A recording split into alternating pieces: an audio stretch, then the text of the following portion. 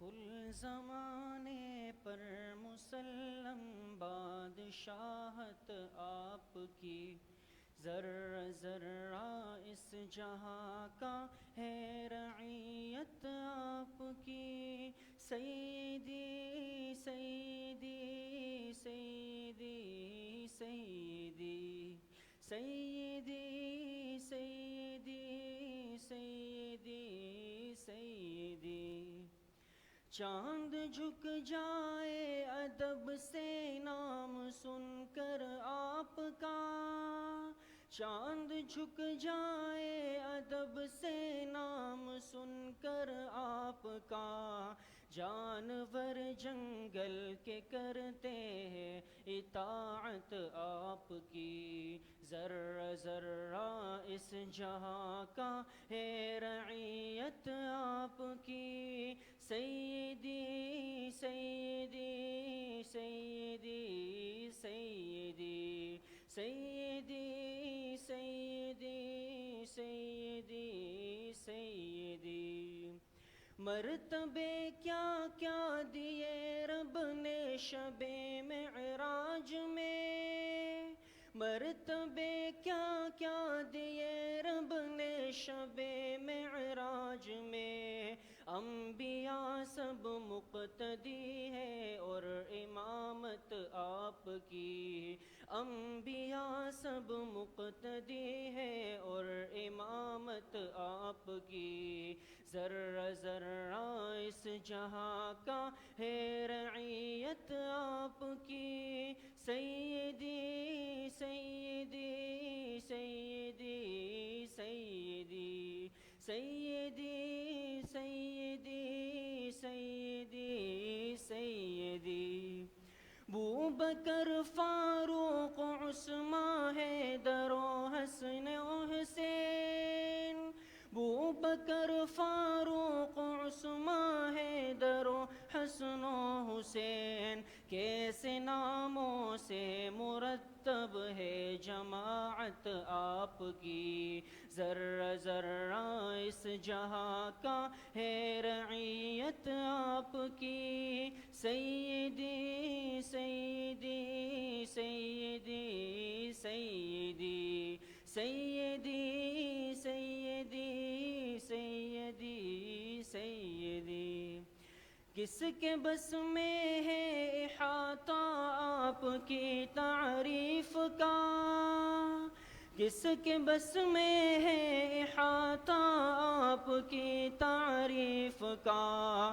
مختصر یہ ہے کہ قرآن ہے وضاحت آپ کی، مختصر یہ ہے کہ قرآن ہے وضاحت آپ کی۔ ذرہ ذرہ اس جہاں کا ہے رعیت آپ کی۔ سیدی سیدی سیدی سیدی سیدی سیدی سیدی سیدی۔ کل زمانے پر مسلم بادشاہت آپ کی، ذرہ ذرہ اس جہاں کا ہے رعیت آپ کی۔ سیدی سیدی سیدی سیدی سیدی سیدی سیدی سیدی۔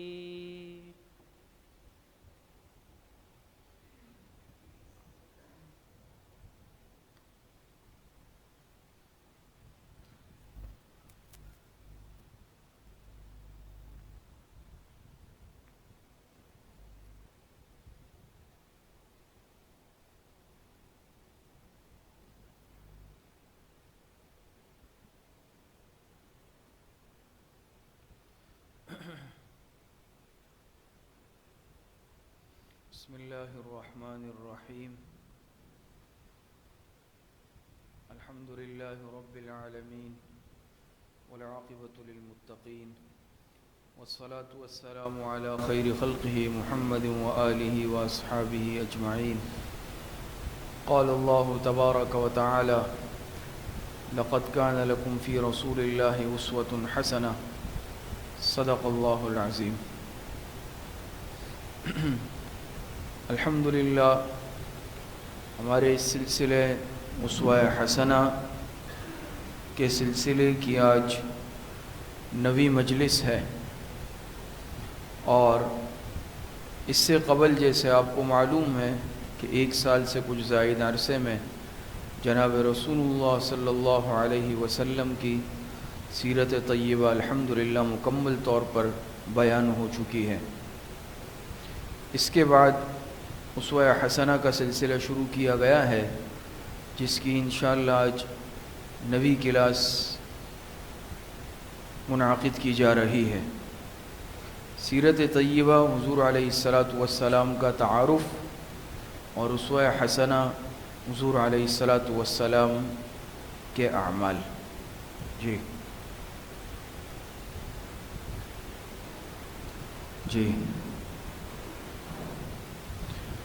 محمد الرسول اللہ صلی اللہ علیہ وسلم کا پیغام، دین اسلام۔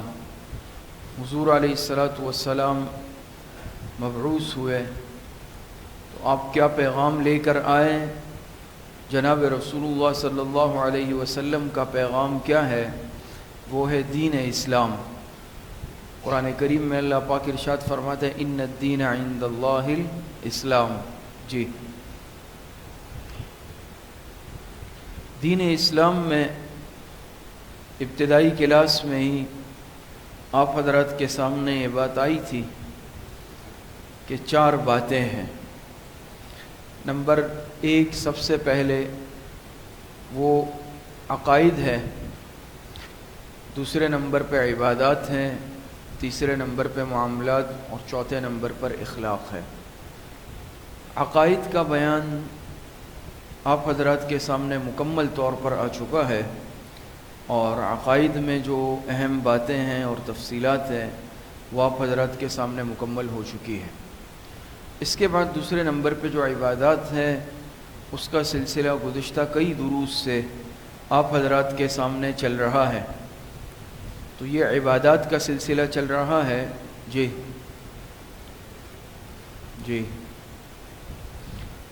پھر اسلامی عبادات کی شاخیں، عبادات کا مفہوم اور اس کی دیگر تفصیلات آپ حضرات کے سامنے گزر چکی ہے۔ اس میں ایک بات آپ حضرات کے سامنے یہ بھی آئی تھی کہ اسلامی عبادات کی شاخیں کون کون سی ہیں، تو یہ بات اس کے تحت ہوئی تھی کہ اسلامی عبادات کی 5 شاخیں ہیں۔ کتنی ہیں؟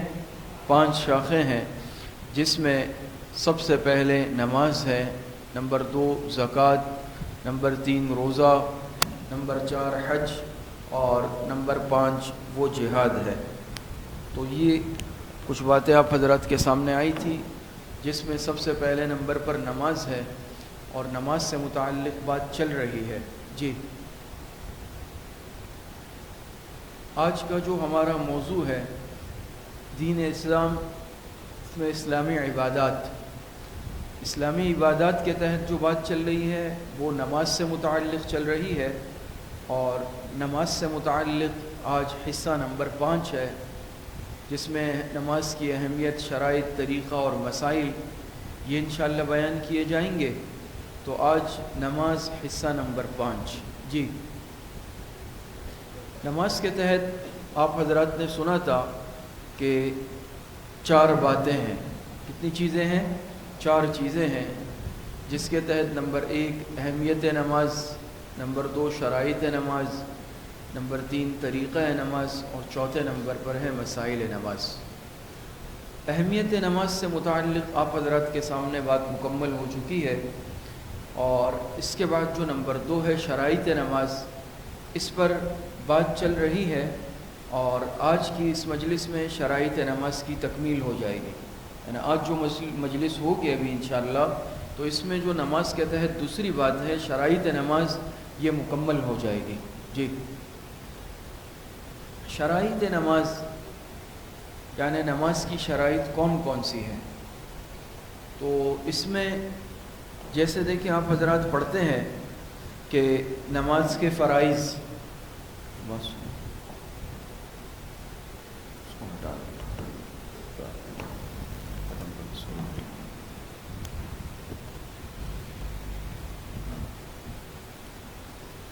نماز کے تحت آپ حضرات پڑھ چکے ہیں.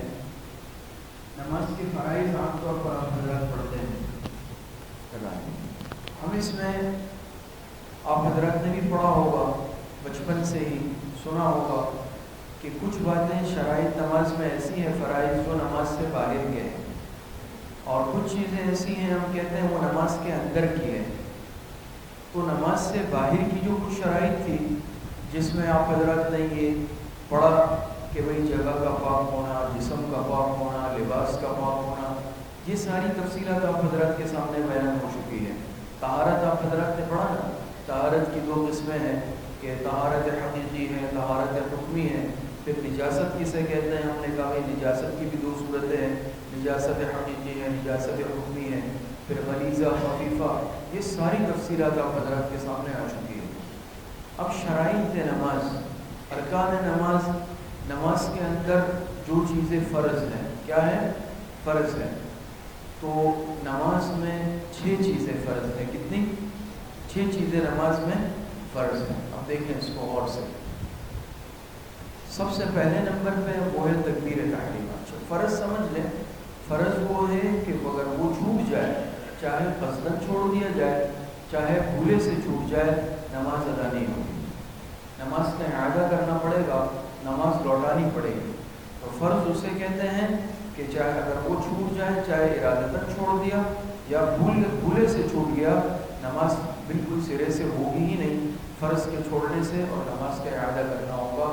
اب وہ 6 چیزیں کون کون سی ہیں؟ سب سے پہلی چیز اس میں ہے تکبیر تحریمہ. کون سی چیز ہے؟ وہ ہے تکبیر تحریمہ. تکبیر تحریمہ آپ حضرات جانتے ہیں نا؟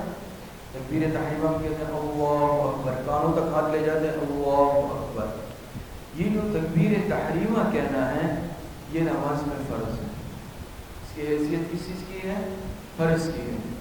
تو سب سے پہلی چیز جو نماز میں فرض ہے وہ ہے تکبیر تحریمہ، یعنی اللہ اکبر کہہ کر نماز شروع کرنا. یہ بات سمجھ میں آ رہی؟ دوسرے نمبر پہ وہ ہے قیام. قیام یعنی کھڑا ہونا. اب ظاہری بات ہے جب ہم نماز پڑھتے ہیں، تکبیر تحریمہ کہتے ہیں، قبلے کی طرف ہم رخ کرتے ہیں، کھڑے ہو کر یہ عمل کرتے ہیں نا، اسے حتماً انسان ہے، کوئی بھی عذر نہیں ہے. تو یہ جو قیام ہے نماز میں ایک فرض ہے. اس کو بلا عذر ترک کرنے سے نماز ادا نہیں ہوگی. اگر کوئی شخص قیام پر قادر ہوا، قیام کر سکتا ہو اور بلا عذر وہ بیٹھ کر نماز پڑھ لے، اس کی نماز ادا نہیں ہوگی. کیوں ادا نہیں ہوگی؟ اس نے فرض ترک کر دیا جو کہ قیام ہے، اور بلا عذر ترک کیا. الا یہ کہ کسی کو ایسے عذر ہے کہ وہ قیام پر قادر نہیں ہے، وہ الگ مسئلہ ہے. لیکن اگر قیام پر قادر ہے، یہ کھڑے ہو سکتا ہے، تو یہ قیام کرے گا. بعض دفعہ ایسا ہوتا ہے کہ سجدہ یا رکوع جس میں گھٹنوں میں تکلیف یا معاملہ ہوتا ہے وہ الگ چیز ہے، لیکن قیام اگر کر سکتے ہیں تو قیام پھر بھی کرے گا. قیام اگر کسی پر یعنی کوئی قادر ہے قیام پر، باقی چاہے وہ سجدہ رکوع نہیں کر سکتا تو وہ کرسی پر تو ٹھیک ہے یا بیٹھ کر، لیکن قیام اس صورت کے اندر وہ کرے گا. قیام ترک کرنا یہ کیا ہوگا کہ اس نے فرض ترک کر دیا، اور فرض ترک کرنے کی صورت میں اس کی نماز نہیں ہوگی. آج اس چیز کے اندر بہت زیادہ مشکل بڑھتی جا رہی ہے کہ اس بات پر قادر بھی ہے کہ قیام کر سکتے ہیں، قیام کرنے کے باوجود سستی کی وجہ سے، یا آپ چلے بھائی کون کھڑا ہوتا ہے، تھک جاتے ہیں، تو صرف اس کی وجہ سے قیام ترک کرنا، اس سے کیا ہے؟ نماز نہیں ہوگی. نمبر 3 قرأت کرنا. تکبیر تحریمہ نمبر 1، نمبر 2 قیام، اور نمبر 3 قرأت کرنا. قرأت جو نماز میں کی جاتی ہے سورہ فاتحہ پڑھنے کے بعد، آپ کو معلوم ہے کہ سورہ فاتحہ پڑھنے کے بعد پھر قرأت کی جاتی ہے اور کوئی سورت پڑھی جاتی ہے ابتدائی 2 رکعتوں میں. تو یہ جو قرأت ہے یہ بھی فرض ہے. اگر کسی نے نماز میں قرأت ترک کر دی، قرأت چھوڑ دی، اس کی نماز ادا نہیں ہوگی. قرأت کیا ہے؟ فرض. اب مقدار قرأت کیا ہے؟ تو مقدار قرأت 1 بڑی آیت یا 3 چھوٹی آیتیں یا 1 سورت. بات سمجھ میں آ رہی؟ 1 بڑی آیت جو کم از کم اتنی ہو کہ 3 چھوٹی آیتوں جتنی ہو، یا پھر 3 چھوٹی آیتیں ہیں، اور یا پھر 1 سورت ہے. سب سے چھوٹی سورت جو 3 آیتوں والی قرآن کریم میں وہ سورہ کوثر ہے. تو سورہ کوثر کی مقدار یعنی آپ سمجھ لیں کہ کم از کم یہ اس کی مقدار ہے. تو ایک بڑی آیت یا 3 چھوٹا. اب اگر کسی نے ایک آیت پڑھ لی اور رکوع کر لیا، نماز ہوگی؟ کیوں نہیں ہوئی نماز؟ کہ اس نے فرض مقدار میں قرأت نہیں کی. 2 آیتیں چھوٹی پڑھ لی اور اس نے رکوع کر لیا تو فرض مقدار میں قرأت نہیں ہوگی اگر چھوٹی آیتیں پڑھی. ایک تو ایک بڑی آیت ہے جو کم از کم 3 چھوٹی آیتوں کے برابر ہے تو ہو جائے گی، لیکن 2 چھوٹی آیتیں پڑھ لی یا ایک ہی آیت پہ اکتفا کر لیا اور رکوع کر لیا تو اس صورت کے اندر مقدار ہے جو قرأت کی فرض مقدار ہے وہ ادا نہیں ہوگی، اور وہ ادا نہ ہونے کی وجہ سے نماز ادا نہیں ہوگی. کتنے فرائض بیان ہوئے؟ 3 فرائض یا ارکان آپ حضرات کے سامنے بیان ہو گئے. چوتھے نمبر پہ ہے رکوع کرنا. رکوع یہ بھی نماز میں فرض ہے. اگر کسی نے قصداً نماز میں رکوع چھوڑ دیا، ڈائریکٹ جو ہے قیام سے سجدے میں چلا گیا یا غلطی سے چھوڑ دیا تو نماز ادا نہیں ہوئی اور نماز کا اعادہ کرنا پڑے گا. معلوم ہوا کہ رکوع بھی کیا ہے؟ فرض ہے. اسی طرح نمبر 5 سجدہ کرنا. یہ جو پھر ہم 2 سجدے کرتے ہیں تو نماز میں سجدہ کرنا ہی بھی کیا ہے؟ فرض کی حیثیت رکھتا ہے. اگر کسی نے سجدہ ترک کر دیا تو فرض ترک ہوگا اور نماز ادا نہیں ہوگی، چاہے بھولے سے ہو چاہے قصداً ہو. اور چھٹا رکن یا فرض ہے وہ ہے قاعدہ اخیرہ. قاعدہ اخیرہ کا مطلب آپ حضرات سمجھتے ہیں؟ 2 قاعدے ہوتے ہیں.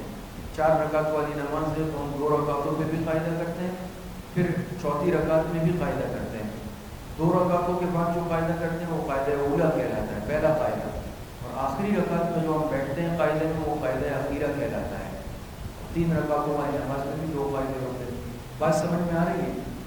تو پہلا والا قاعدہ اس پر آگے بات آئے گی، اس کی حیثیت فرض کی نہیں ہے.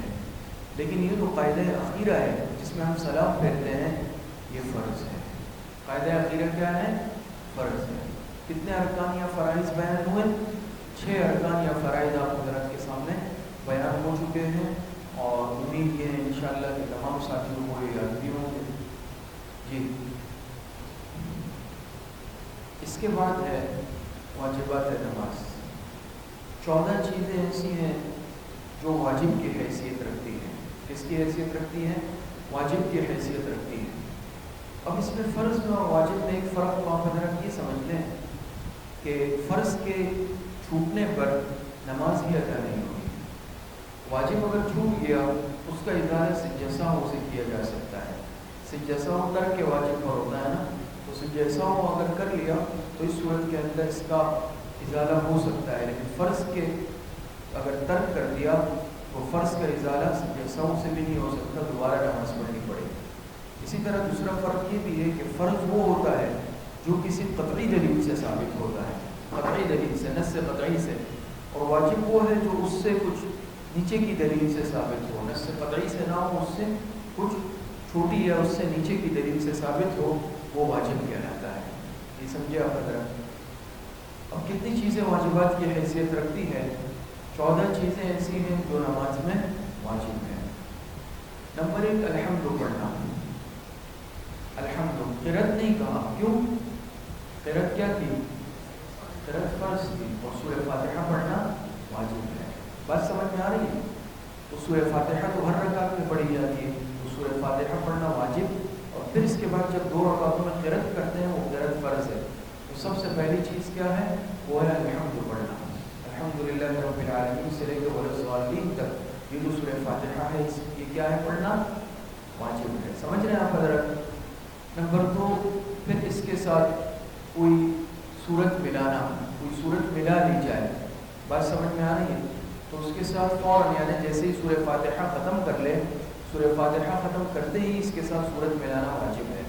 فرض مقدار میں قرأت کرنا وہ تو فرض ہے، کم از کم 3 چھوٹی آیتیں یا 1 بڑی آیت وہ فرض ہے. لیکن اس کے ساتھ کوئی صورت ملا لی جائے، اس میں یہ ملانا کیا ہے؟ یہ واجب ہے. بات سمجھ میں آ رہی ہے؟ تیسرے نمبر پہ فرض کی پہلی 2 رکعتوں میں قرأت کرنا. تو فرض کی آپ کو معلوم ہے کہ فرض کے 2 ہی رکعتوں میں قرأت کی جاتی ہے اور باقی جو رکعتیں ہیں اس میں صرف سورہ فاتحہ پڑھی جاتی ہے، اس کے ساتھ سورت نہیں پڑھی جاتی.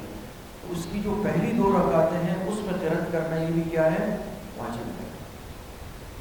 اور نمبر 4 الحمد کو سورت سے پہلے پڑھنا. ترتیب یہی ہے کہ پہلے الحمد پڑھی جاتی ہے، سورہ فاتحہ پڑھی جاتی ہے اور پھر اس کے بعد قرأت کی جاتی ہے کوئی سورت. بات سمجھ میں آ رہی ہے؟ اگر کسی نے سورت پہلے پڑھ لی، سورہ فاتحہ کو بعد میں کر لیا، تو اس نے واجب کو کیا کر دیا؟ ترک کر دیا. کیونکہ ترتیب سے پڑھنا کہ پہلے سورہ فاتحہ ہو اس کے بعد سورت ہو، یہ کیا ہے؟ واجب ہے. 5ویں نمبر پہ ہے رکوع کر کے سیدھا کھڑا ہونا. اس کو ہم کیا کہتے ہیں؟ قوما. بات سمجھ میں آ رہی ہے کہ جیسے ہم رکوع میں جاتے ہیں اللہ اکبر، اس کے بعد اس رکوع کے بعد دوبارہ سمع اللہ لمن حمیدہ، سمع اللہ لمن حمیدہ کہہ کر سیدھے کھڑے ہونا، یہ جس کو ہم قوما کہتے ہیں، یہ بھی کیا ہے؟ واجب ہے. بعض دفعہ دیکھتے ہیں نمازوں میں آج کل بہت زیادہ کمزوری ہے، اور بعض ایسے بھی حضرات ہوتے ہیں کہ قوما نہ ہونے کے برابر ہوتا ہے.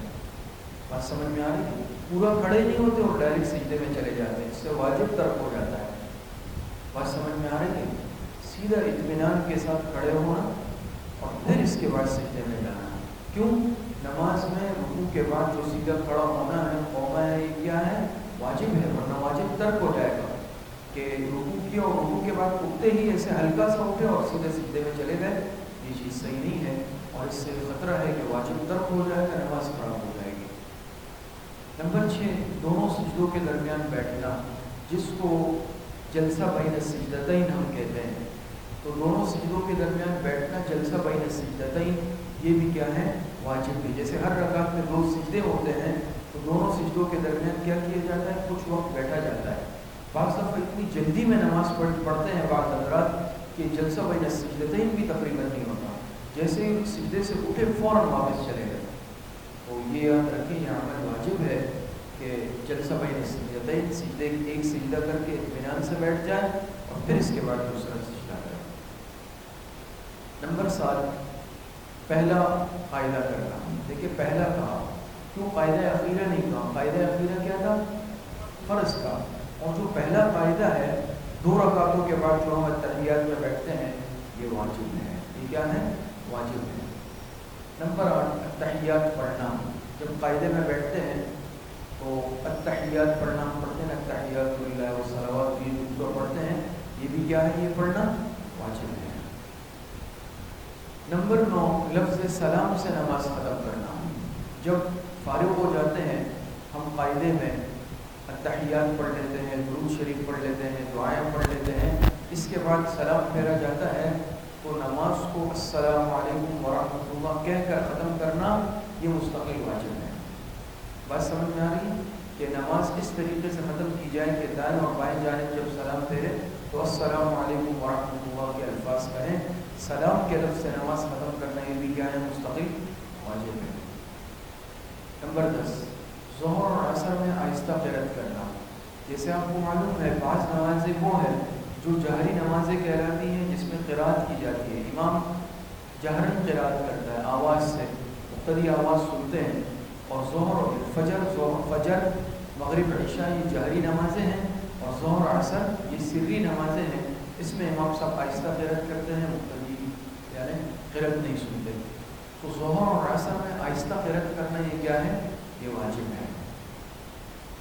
نمبر 11 وتر میں دعائے قنوت پڑھنا.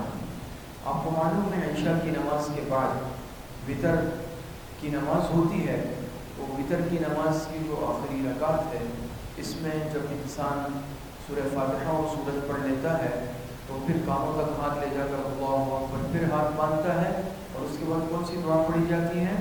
دعائے قنوت پڑھی جاتی ہے. تو وتر میں دعائے قنوت پڑھنا واجب ہے، لہٰذا اس کو ہر کس طرح نہ کیا جائے.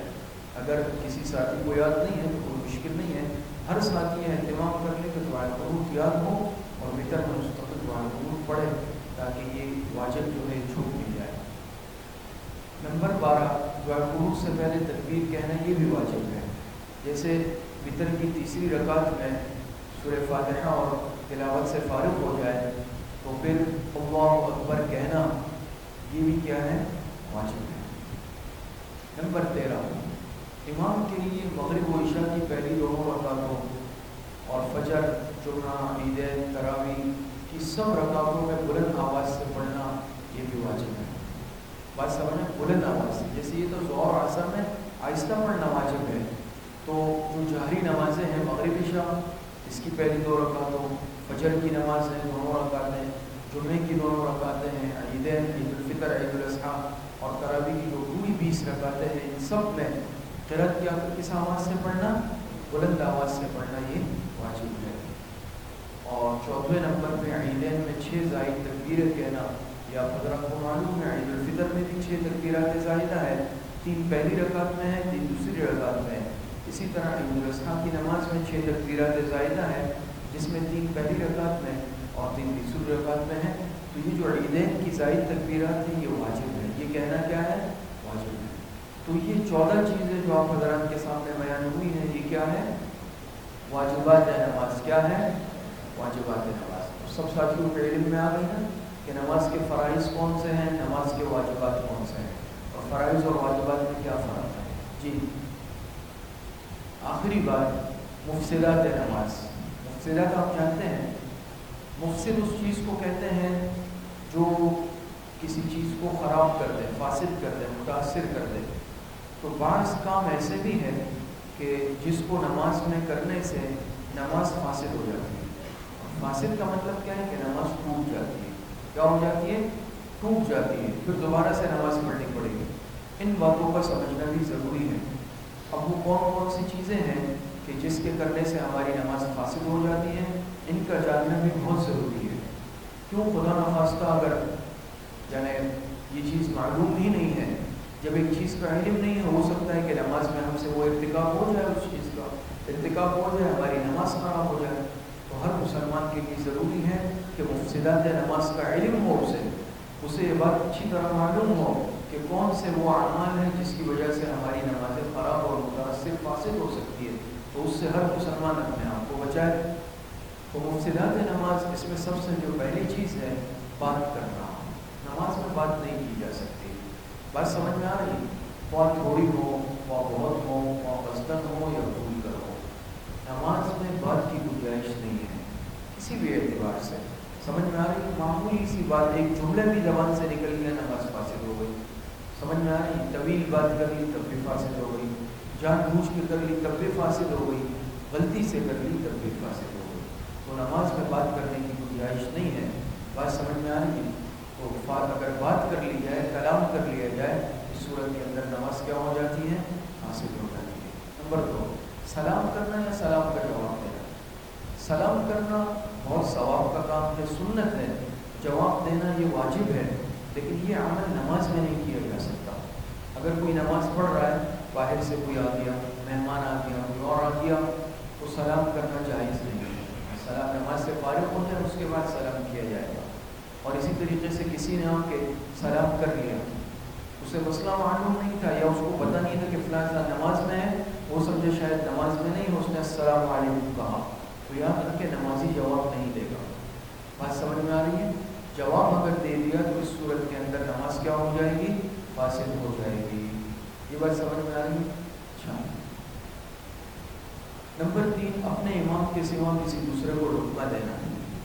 اب امام قرأت کر رہا ہے، امام میں قرأت سے غلطی ہو گئی، تو مقتدی کے لیے اجازت گنجائش ہے کہ وہ اپنے امام کو رتبہ دے سکتا ہے، یا امام سے رکعتوں میں اگر کچھ کمی زیادتی ہو گئی تو اللہ اکبر کہہ کر، یا غلطی سے امام بیٹھنے کی جگہ کھڑے ہو گئے، کھڑے ہونے کی جگہ بیٹھ گئے، تو اس میں یہ مسئلہ آپ کو معلوم ہے کہ اللہ اکبر کہہ کر گنجائش ہے، سبحان اللہ، اللہ اکبر، لیکن یہ صرف اپنے امام کے حد تک ہے۔ بات سمجھ میں آ رہی ہے؟ اگر کسی نے کسی دوسرے کو رتبہ دیا، قریب میں کوئی اور تلاوت کر رہا ہے، یہ نماز پڑھ رہا ہے، اس لیے کہ وہ غلط پڑھ رہا ہے، اس نے نماز میں اس کو جو ہے غلطی بتا دی، تو اس کی نماز فاسد ہو گئی۔ بات سمجھ میں آ رہی ہے؟ تو اپنے امام کے علاوہ کسی دوسرے کو رتبہ دینا، اس سے نماز کیا ہو جائے گی؟ فاسد ہو جائے گی۔ یہ بات سمجھ میں آئے گی؟ اسی طریقے سے یرحمک اللہ کہنا، یرحمک اللہ کس کے جواب میں کہتے ہیں؟ چھینک کے جواب میں۔ چھینکنے والا الحمدللہ کہتا ہے، اور سامنے والے پر ضروری ہے کہ وہ کیا کہ یرحمک اللہ، پھر یہ کہے کہ یہدیکم اللہ ویصلح بالکم۔ تو یرحمک اللہ کہنا، جواب دینا، یہ بھی واجب ہے، لیکن نماز میں نہیں۔ اگر نماز کے باہر کوئی غریب بیٹھا ہوا ہے، اس کو چھینک آ گئی اور اس نے الحمدللہ کہا، یہ نمازی خاموش رہے گا۔ اس نے اگر یرحمک اللہ کہہ دیا تو یاد رکھے اس سے نماز کیا ہو جائے گی؟ فاسد ہو جائے گی. اس زمن میں یہ بھی سمجھ لیں کہ چھینکنے کی صورت میں اگر نمازی کے منہ سے الحمدللہ نکل گیا اس سے فاسد نہیں ہوگی, اس سے فاسد نہیں ہوگی, کیونکہ الحمدللہ ویسے بھی یہ سورہ فاتحہ کا حصہ ہے, یہ خود نماز میں شامل ہے, تو اس نے کوئی دنیاوی کلام نہیں کیا, کسی کو جواب نہیں دیا, صرف الحمدللہ اس کے منہ سے نکل گیا. لیکن یرحمک اللہ یہ تو ایک جواب دینا ہے, اور نماز میں تو کلام نہیں کیا جا سکتا, کسی کو جواب نہیں دیا جا سکتا. یرحمک اللہ کہنے کی وجہ سے اس کی نماز فاسد ہو جائے گی. نمبر 5, دکھ تکلیف کی وجہ سے او یا اف کرنا. اس میں یہ سمجھ لیں اچھی طرح کہ ایسے الفاظ کے نا جو باقاعدہ حروف بن جائے, کیا بن جائے, حروف بن جائے, لیکن یہ پورا بن رہا ہے, یا او اس میں 3 حرف ہے, یا اف, تو اس طرح کے جملے منہ سے نکالنا, اس کی وجہ سے بھی نماز کیا ہو جائے گی, فاسد ہو جائے گی.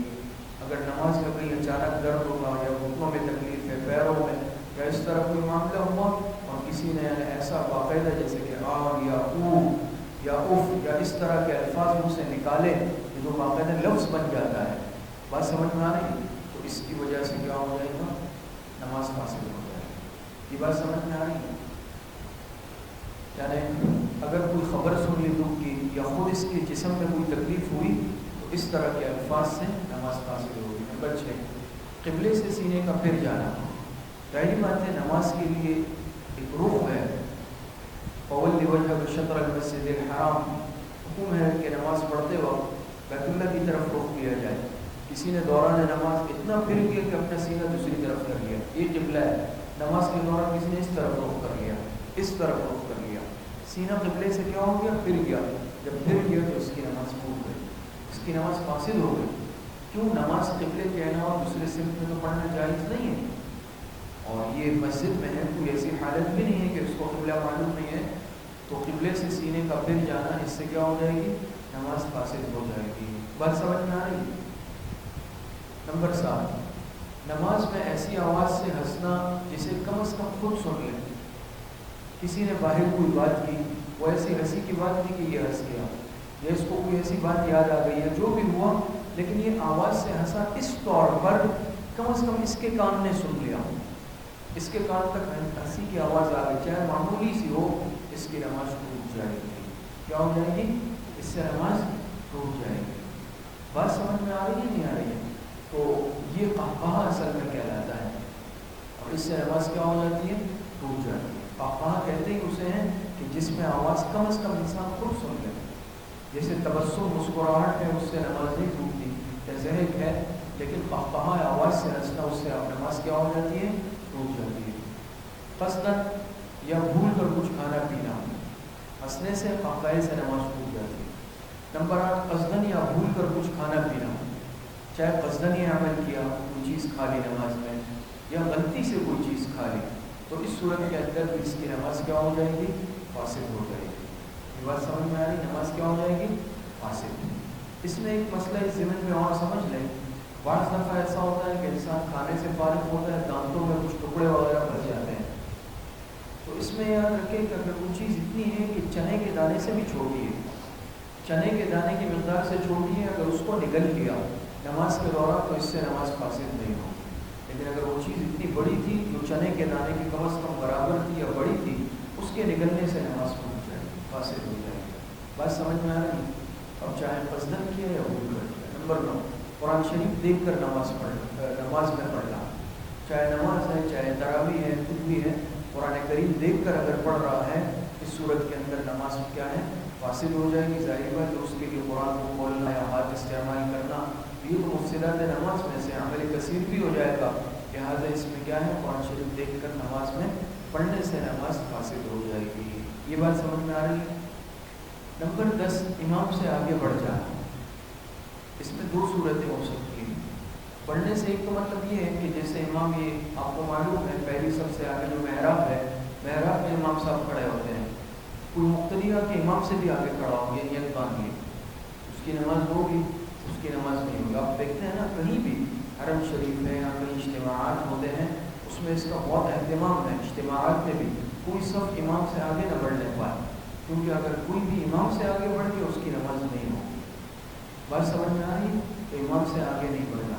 دوسری، اگر کوئی ارکان میں امام سے آگے بڑھ گیا، امام صاحب رکوع میں یہ سجدے میں چلا گیا، امام سجدے میں آیا یہ قاعدے میں آ گیا، تو یہ ارکان کے اعتبار سے چاہے آگے بڑھے اس کی نماز فاسد ہے، یا پھر مقام کے اعتبار سے آگے بڑھے اس کی نماز فاسد ہے۔ 10 باتیں آپ حضرات کے سامنے آتی ہیں۔ 11ویں بات یہ ابھی گزری بھی ہے گویا آپ کے سامنے کہ درد یا مصیبت کی وجہ سے، وہ تو خیر الگ تھی، اس میں رونا وہ تو یہ ہے کہ اف یا اونگ یا اونگ یا آنکھ کی آواز نکالے، اس میں یہ کہ درد کی وجہ سے مصیبت یا کوئی غم ہے، کوئی سانحہ آیا ہے کہ اس کی وجہ سے رو رہا ہے، تو آواز میں جو ہے کیا ہے حروف نکل جائے، بات سمجھ میں آئے، آواز میں کیا ہو جائے حروف نکل جائے، تو اس صورت کے اندر بھی نماز کیا ہو جائے گی فاسد ہو جائے گی۔ بات سمجھ میں آ رہی ہے؟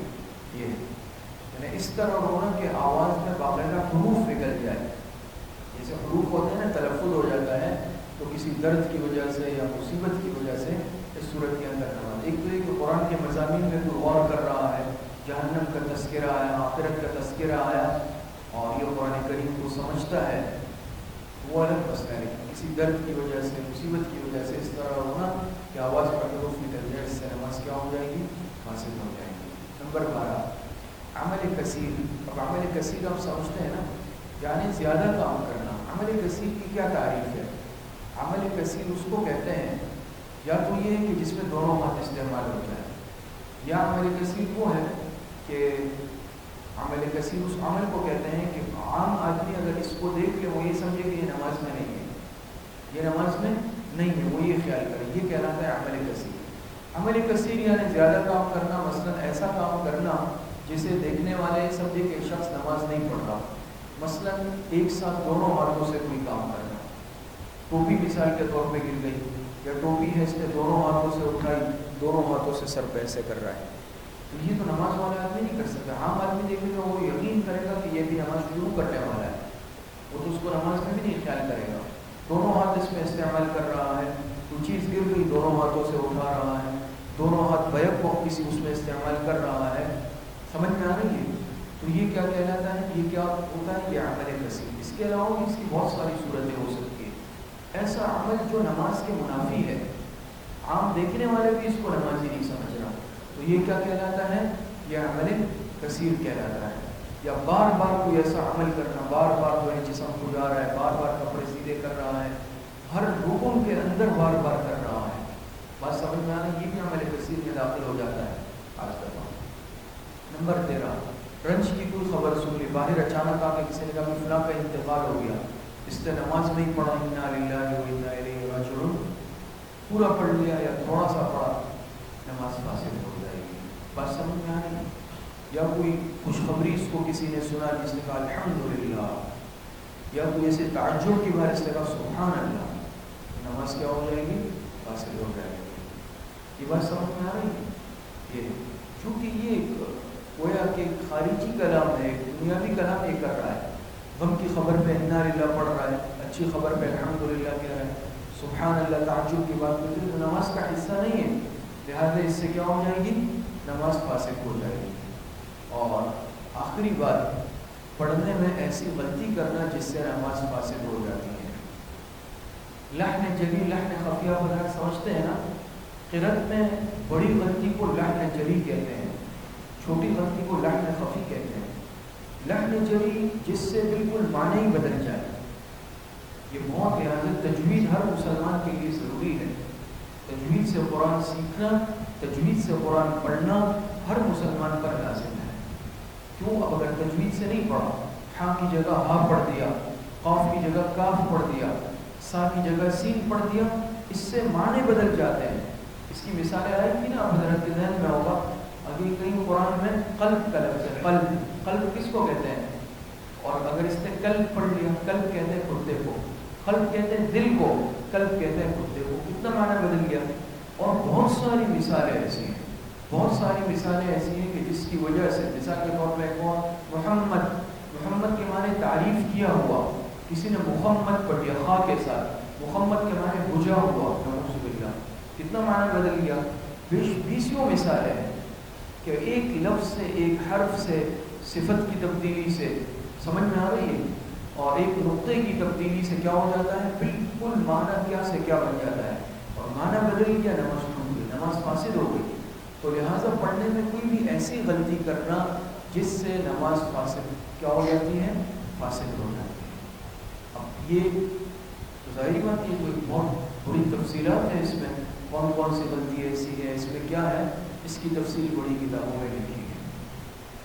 اور آخر میں یہی درخواست ہے کہ خاص طور پر جیسے یہ والی بات آئی اور اس سے ہٹ کر جتنی باتیں آج ہم نے پڑھی ہے، ہر مسلمان پر خاص طور پر جو موجود ہے، یہاں ہمارے مسلمان بھائی بہنیں ہیں اور جتنے مسلمان بھائی سن رہے ہیں، تو ان سے درخواست ہے کہ ہر ساتھی اپنی نماز پر محنت کرے، ہر ساتھی کو نماز کے فرائض کا بھی علم ہو، نماز کے واجبات کا بھی علم ہو، نماز کے مفسدات کا بھی علم ہو، اور اسی طریقے سے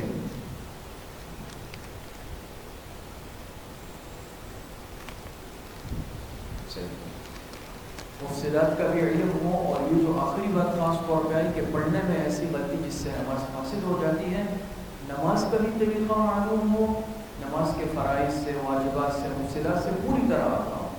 کون سا عمل میرا ایسا ہوگا جس سے میری نماز ٹوٹ سکتی ہے، بات سمجھ میں آ رہی ہے؟ اور اس کے علاوہ قرآن سے ہی پڑھ سکتا ہوں، جس کو کہتے ہیں تجوید کے ساتھ پڑھنا۔ تو یہ آپ حضرات سے میری درخواست ہے اور عاجزانہ کہ ہر ساتھی اس پر محنت کرے، بڑی عمر کے ہیں، نوجوان ہیں، بچے ہیں، اس میں عمر کی کوئی قید نہیں۔ صحابہ اکرام نے دیکھیں نا، اسلام قبول کیا کسی نے 80 سال کی عمر میں، تو وہ کیا بیٹھ گیا گھر میں کہ بھائی میں کیسے جاؤں سیکھنے، مجھے تو شرم آئے گی۔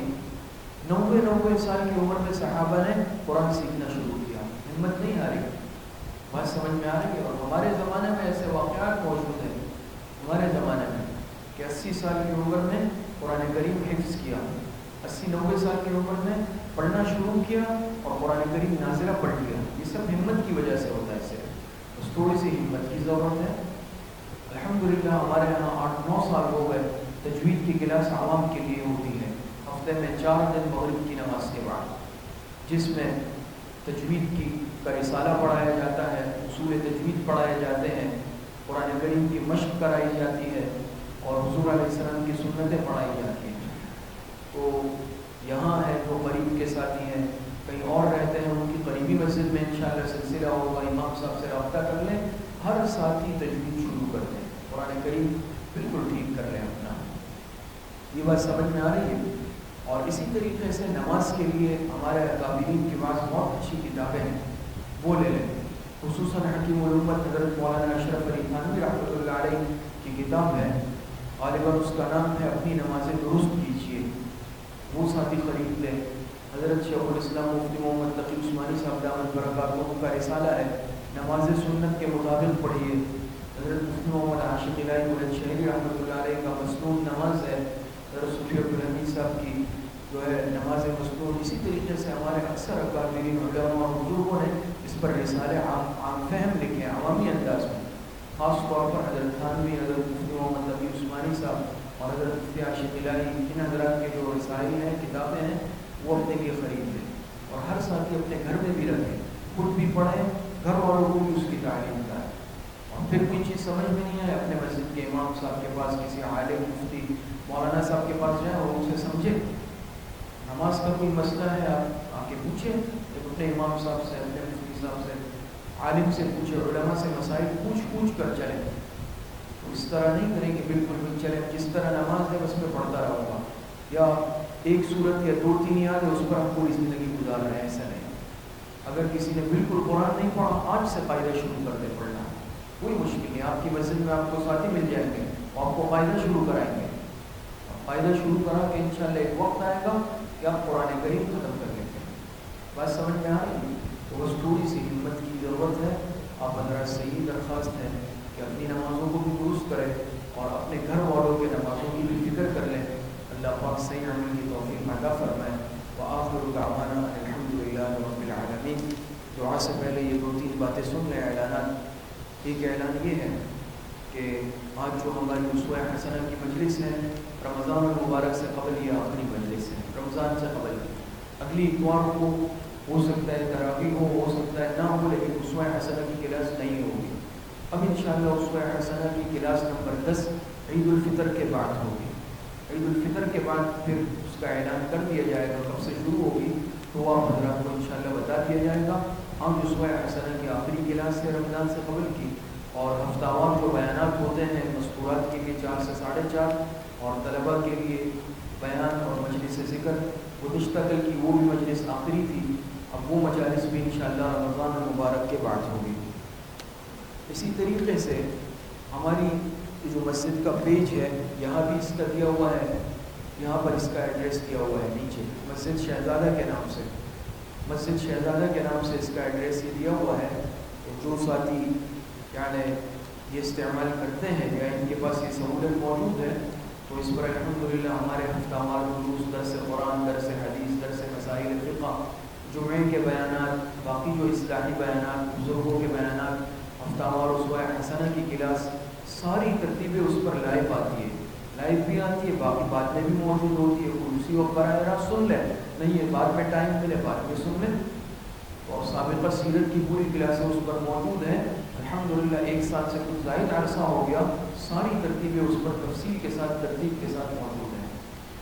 اور اسی طریقے سے رمضان المبارک میں چونکہ وقت کچھ ترتیب تبدیل ہو جاتی ہے، تو اس میں جو روزانہ قرآن کریم کا خلاصہ ہوگا وہ بھی انشاءاللہ ہمارے اس پیج پر لائیو دیا جائے گا. 1.25 پاروں کو پڑھا جاتا ہے، پھر اس کا خلاصہ بیان کیا جاتا ہے، تو وہ خلاصہ انشاءاللہ روزانہ آئے گا اس پیج پر.